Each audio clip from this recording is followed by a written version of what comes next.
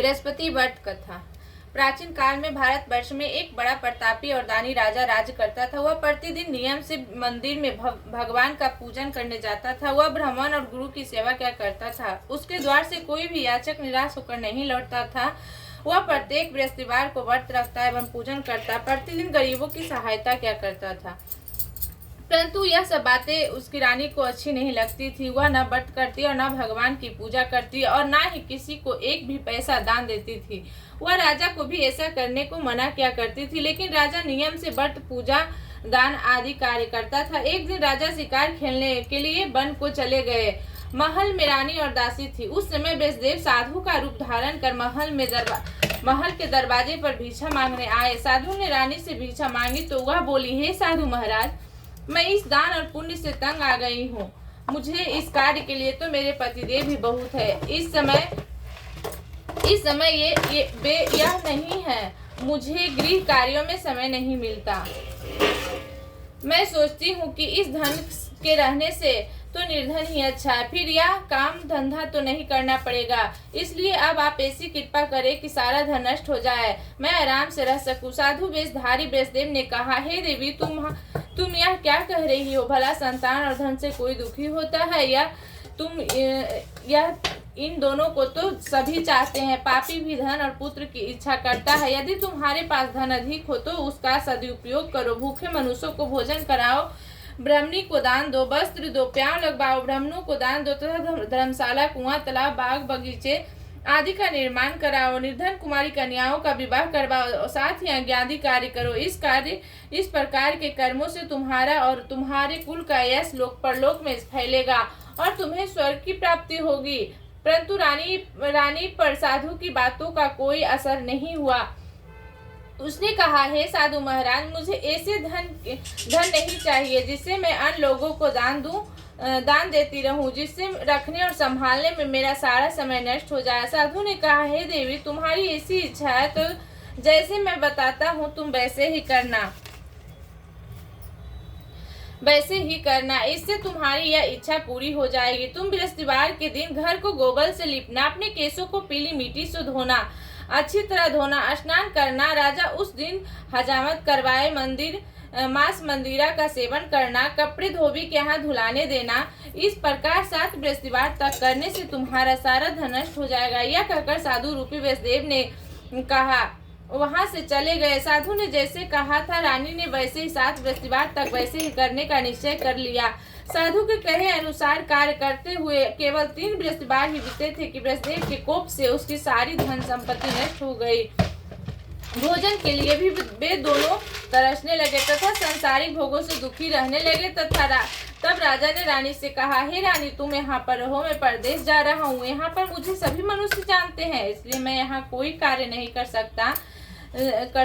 देश चोरी परदेश भीख बराबर है। यह कहकर राजा परदेश चला गया। वहाँ उसे और कोई काम नहीं मिला तो वह जंगल से लकड़ियां काट कर लाने और शहर में बेचकर गुजारा करने लगा। इसी प्रकार वह अपना जीवन व्यतीत करने लगा। इधर राजा के बिना रानी और दासी दुखी रहने लगी। उन्होंने किसी दिन भोजन मिलता तो किसी दिन जल पीकर ही रह जाती।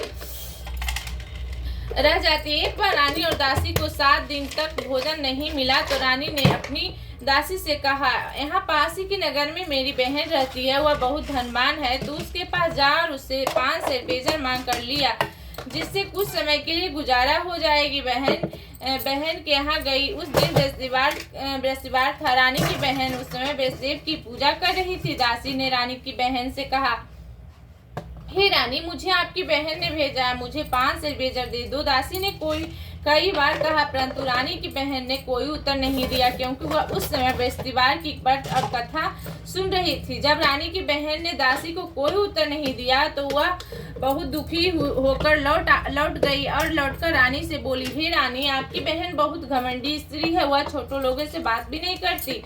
मैंने उससे कहा तो उसने कोई उत्तर नहीं दिया, मैं वापस चली आई। रानी बोली, इसमें उसका कोई दोष नहीं है।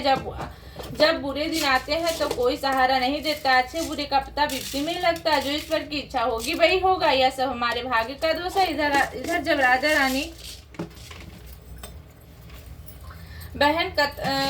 रानी बात कर रहे थे तब उनकी बहन आई। बहन कथा सुनकर उठी तो उसने सोचा कि मेरी बहन की दासी आई थी, परंतु व्रत की कथा सुनने के कारण मैं उससे नहीं बोली। उससे वह बहुत दुखी हुई। फिर भक्ति पूर्वक विष्णु भगवान का पूजन समाप्त कर वह अपनी बहन के घर आई और बोली, हे बहन, तुम्हारी दासी गई थी, मैं बृहस्पतिवार की व्रत कर रही थी।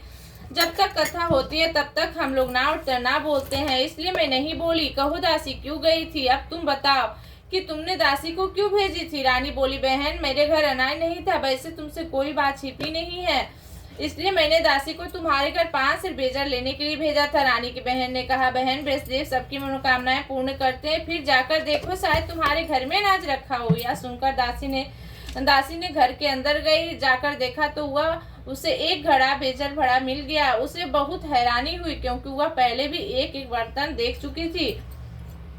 उसने बाहर आकर रानी को इस बारे में बताया। दासी ने रानी से कहा, हे रानी, देखो, वैसे हमको जब अन्न नहीं मिलता है तो हम रोजी व्रत क्या करते हैं। इनसे व्रत और कथा की विधि पूछ ली जाए तो उसे हम भी क्या करेंगे।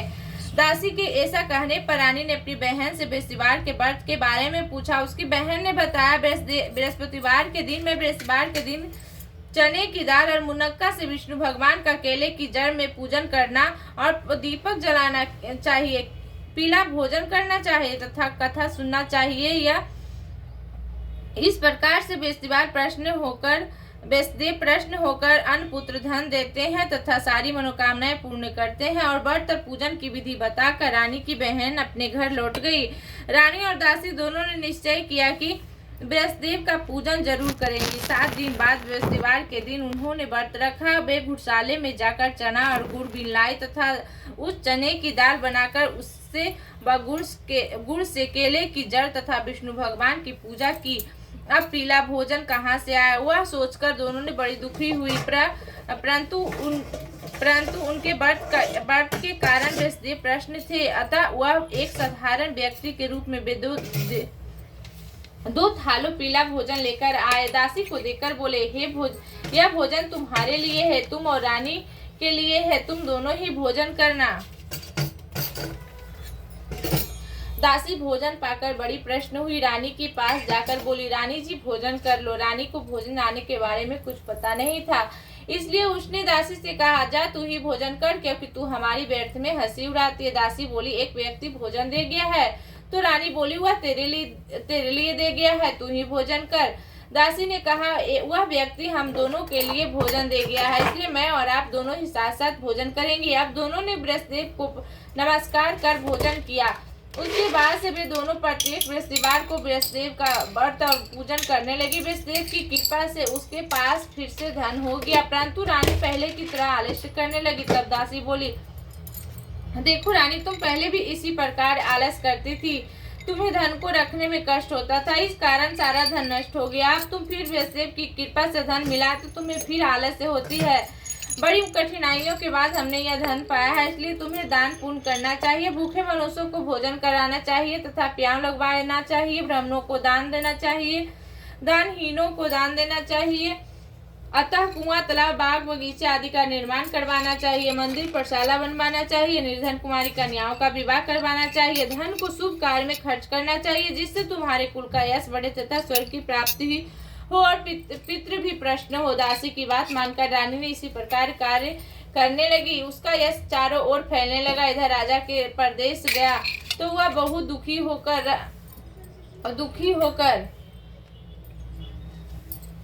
रहने लगा। वह प्रतिदिन जंगल में लकड़ियां बीनकर लाता और उन्हें शहर में जाकर बेच आता। इसी प्रकार वह अपने दुखी जीवन बड़ी कठिनाइयों से व्यतीत कर रहा था कि एक दिन राजा दुखी होकर अपने बीते हुए दिनों को याद करने लगा, रोने लगा। तभी वहां बृहस्पति साधु के रूप धारण कराया और राजा के पास आकर बोले, हे लकड़हारे, तुम इस सुनसान जंगल में किस चिंता में बैठे हो, मुझे बताओ। यह सुन राजा की आंखों में आंसू भर आया और साधु की वंदना कर बोले, हे प्रभु, आप सब कुछ जानने वाले हो। इतना कहकर साधु ने अपनी संपूर्ण कहानी सुना दी। महात्मा दयालु होते हैं, वे राजा से बोले, हे राजा, तुम्हारी पत्नी ने बृहस्पति की अनादर किया था, जिसकी वजह से तुम्हारी यह दशा हुई। अब तुम किसी प्रकार की चिंता मत करो।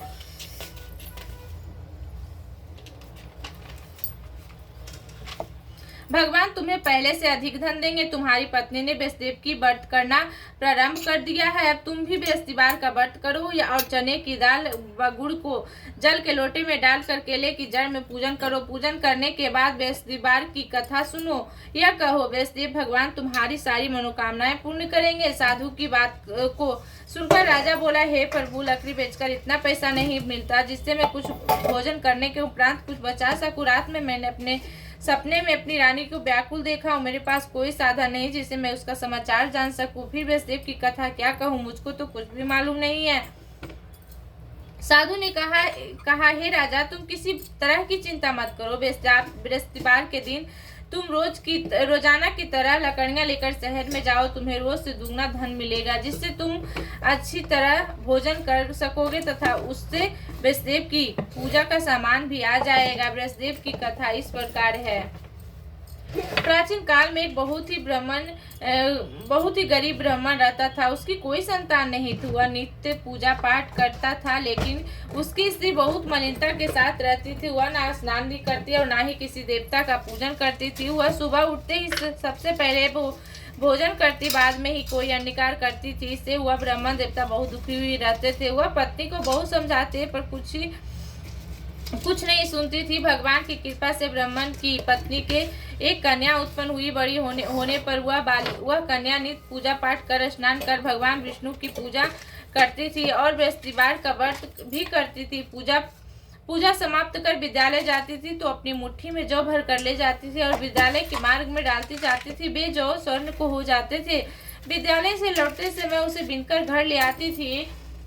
एक दिन वह बालिका उन सोने को जौ को सूप में फटक कर साफ कर रही थी। तभी उसके पिता ने कहा, हे बेटी, सोने को जौ को फटकने के लिए सोने का सूप होना चाहिए। अगले दिन बृहस्पतिवार था। उस बालिका ने व्रत रखा और बृहस्पति से प्रार्थना करके कहा, हे प्रभु, यदि मैंने सच्ची मन से आपकी पूजा की हो तो मुझे सोने का सूप दे दो। बृहस्पति ने उसकी प्रार्थना स्वीकार कर ली और प्रतिदिन की तरह वह बालिका जौ फैलाती हुई विद्यालय चली गई। विद्यालय से लौटकर जौ बीनती समय उसे बृहस्पति की कृपा से सोने का सूप मिल गया। उसे घर लाकर उससे जौ साफ करने लगी, परंतु उसकी माँ का उसी तरह मलिनता से ही रहती। एक दिन वह कन्या सोने के सूप में उन सोने को जौ को साफ कर रही थी। तभी उस समय उस नगर के राजकुमार वहां से गुजरा। इस कन्या के रूप, शिला और गुणों को देखकर वह उस कन्या पर मोहित हो गया। राजमहल लौटकर उसने अपने भोजन और जल त्याग दिया और उदास होकर लेट गया। राजा को जब राजकुमार द्वारा अन्न जल त्यागने का समाचार ज्ञात हुआ तो वह अपने प्रधानमंत्री के साथ राजकुमार के पास गया और बोला, हे बेटा, तुम्हें किस बात का कष्ट है? किसी ने तुम्हारा अपमान किया अथवा कोई कारण है तो मुझे बताओ, मैं वही करूंगा जिससे तुम्हें प्रसन्नता होगी। अपने पिता की बातें सुनकर राजकुमार ने कहा, आपकी कृपा से मुझे किसी प्रकार का दुख नहीं है और ना ही किसी ने मेरा अपमान किया है, लेकिन मैं उस लड़की के साथ विवाह करना चाहता हूँ जो सोने के सूप में जौ साफ कर रही थी। यह सुनकर राजा को आश्चर्य हुआ और वह बोला, हे पुत्र, तुम ही इस तरह की कन्या का पता लगाओ, तुम्हारा विवाह उसी के साथ अवश्य करवा दूंगा। राजकुमार ने राजा के उस कन्या के घर का पता बता दिया। प्रधानमंत्री उस लड़की के घर गया और राजकुमार की इच्छा के बारे में ब्राह्मण को बताया। कुछ ही दिन बाद ब्राह्मण ने विधि विधान के अनुसार अपनी कन्या का विवाह राजकुमार के साथ संपन्न कर दिया। कन्या के घर से जाते ही ब्राह्मण पहले ही की भांति गरीब हो गया। अब भोजन के लिए अन्य भी बड़ी कठिनाइयों से मिल पाता था। एक दिन दुखी होकर ब्राह्मण अपनी पुत्री से मिलने गया। कन्या ने पिता को दुखी देखा और अपनी माँ का हाल पूछा। ब्राह्मण ने सारा हाल बता दिया। कन्या ने अपने पिता को बहुत सारा धन देकर विदा कर दिया। इस प्रकार ब्राह्मण का कुछ समय सुखपूर्वक बीता, लेकिन कुछ दिन बाद फिर वही हाल हो गया। ब्राह्मण फिर अपनी कन्या के यहाँ गया और सारा हाल बताया तो उसने कहा, हे पिताजी, आप माताजी को यहाँ लेवा लाओ, मैं उन्हें ऐसी विधि बता दूंगी जिससे गरीबी दूर हो जाएगी।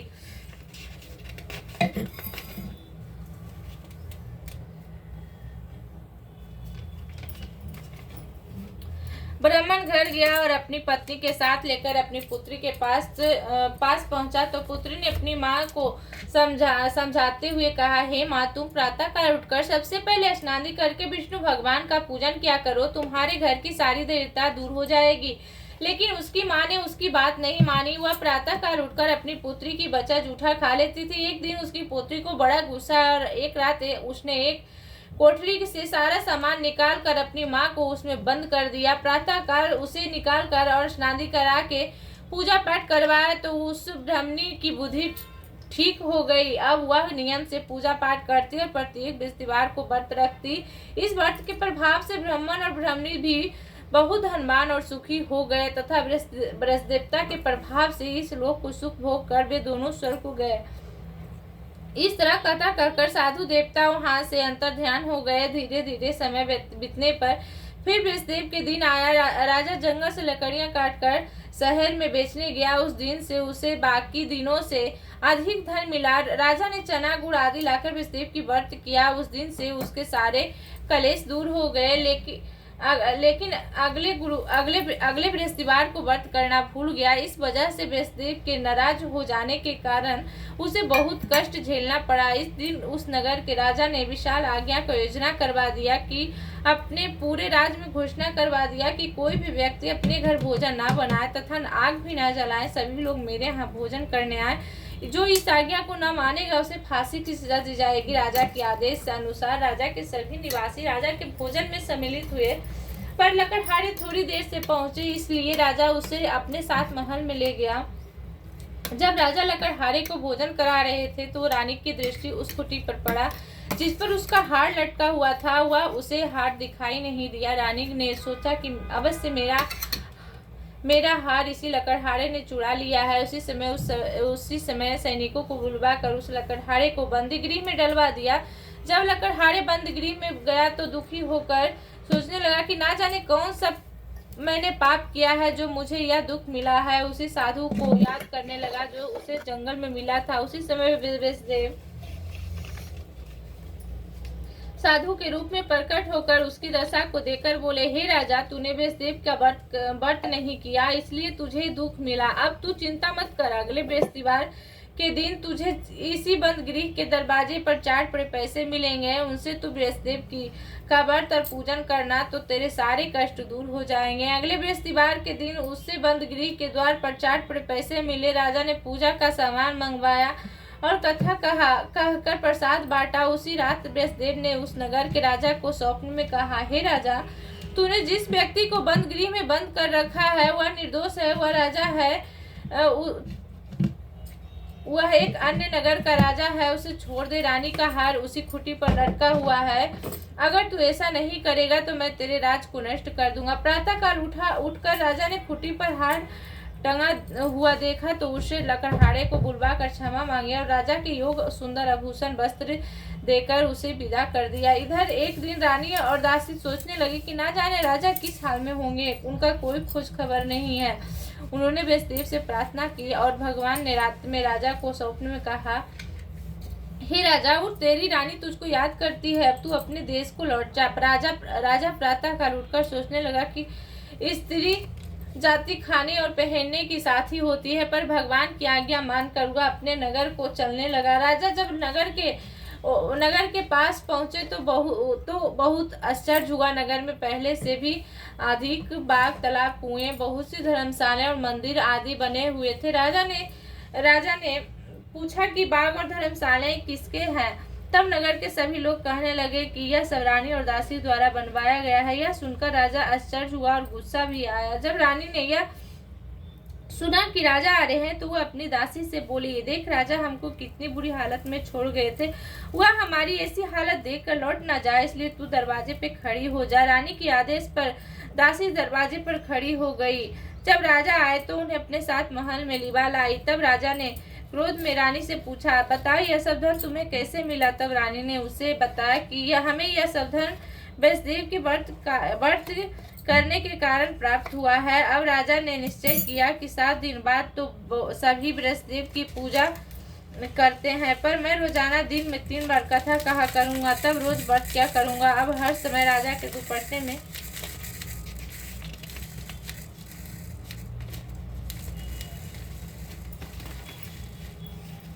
दुपट्टे में चने की दाल बांधी रहती थी और वह दिन में 3 बार कथा कहता। एक दिन राजा ने सोचा कि अपनी बहन के हाथ हो आऊं यह सोचकर राजा घोड़े पर सवार होकर अपनी बहन के यहाँ चल दिया। मार्ग में उसे कुछ आदमी एक मुर्दे को लेकर जाते हुए दिखाई दिए। राजा उन्हें रोककर कहा, अरे भाइयों, तुम मेरी बेस्तीब की कथा सुन लो।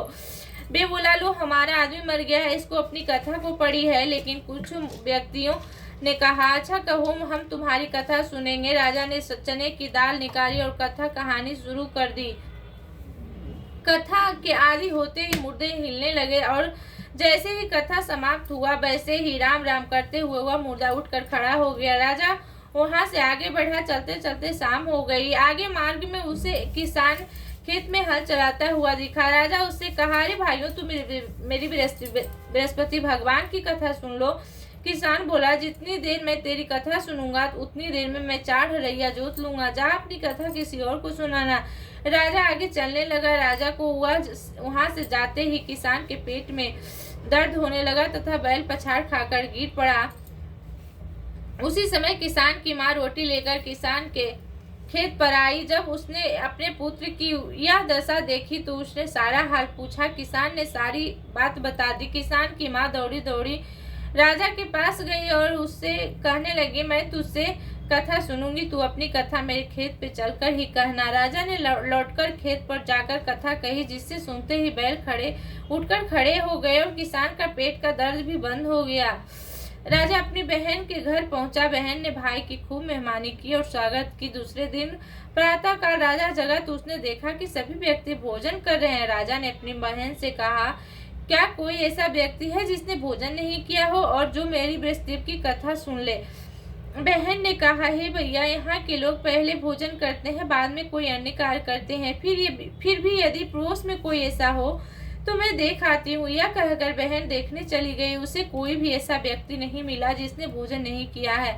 फिर वह पड़ोस के घर एक कुम्हार के घर गई, जिसका लड़का बहुत दिन से बीमार था। इस कारण उसके यहाँ 3 दिन से किसी ने भोजन नहीं किया था। रानी ने उस कुम्हार से अपने भाई की कथा सुनने के लिए कहा तो वह तैयार हो गया। राजा ने उसके घर जाकर बृहस्पति की कथा कही, जिसके सुन के लड़का ठीक हो गया। अब तो सभी लोग राजा की प्रशंसा करने लगे। एक दिन राजा अपनी बहन से बोला, हे बहन, मैं अपने घर को चलूंगा, तुम भी तैयार होकर चलो। राजा की बहन ने अपनी सास से अपने भाई के साथ जाने की आज्ञा मांगी तो सास ने कहा, चली जा, पर लड़कों को मत ली जाना, क्योंकि तेरे भाई को कोई संतान नहीं होती है। बहन ने अपने भाई से कहा, हे भैया, मैं तो चलूंगी, लेकिन कोई बच्चा नहीं जाएगा। तो राजा बोला, जब कोई बालक ही नहीं जाएगा तब तुम जाकर क्या करोगी? बड़े दुखी मन से राजा अपने नगर को लौट आया और घर आकर राजा ने अपनी रानी से कहा, हम निसंतान हैं, इसलिए हमारा घर कोई आना पसंद नहीं करता।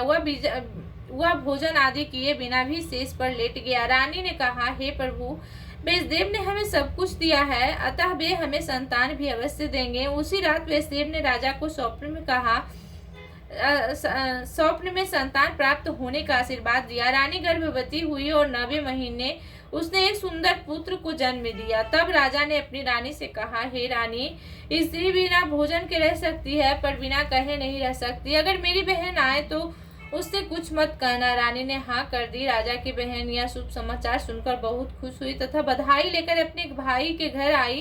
तो रानी ने कहा, घोड़े चढ़कर नहीं आई, गधा चढ़ के आई है। राजा की बहन बोली, भाभी, मैं इस प्रकार ना कहती तो तुम्हें संतान कैसे मिलती? इस प्रकार जिसके मन में जो मनोकामनाएं रहते हैं सभी को बृहस्पति पूर्ण करते हैं। जो व्यक्ति नियम से सद्भावना पूर्वक बृहस्पतिवार का व्रत करता है और कथा पढ़ता है या सुनता है, बृहस्पति उसकी सारी मनोकामनाएं पूरी करते हैं और सदा उसकी रक्षा करते हैं। जब रानी और राजा ने सच्ची भावना से बृहस्पति की कथा का गुणगान किया तो उनकी सारी इच्छाएं बृहस्पति ने पूरी कर दी। इसलिए सबको बृहस्पति की कथा सुनने के बाद प्रसाद लेकर जाना चाहिए और वो सच्चे हृदय से उनका मनन करते हुए जयकारा लगाना चाहिए और बोलना चाहिए, बोलो विष्णु भगवान की जय, तुलसी माता की जय, वृंदावन बिहारी लाल की जय, मेरे लड्डू गोपाल की जय।